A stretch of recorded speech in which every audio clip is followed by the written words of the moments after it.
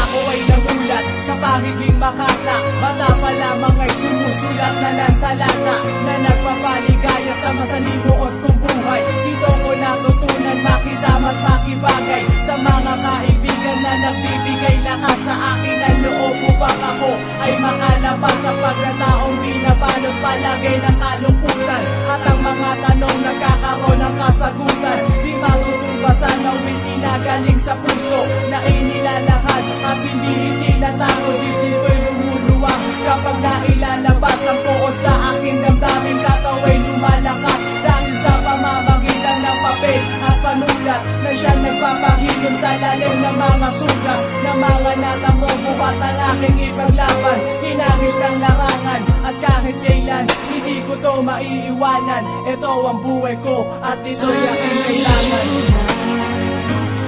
Hirap na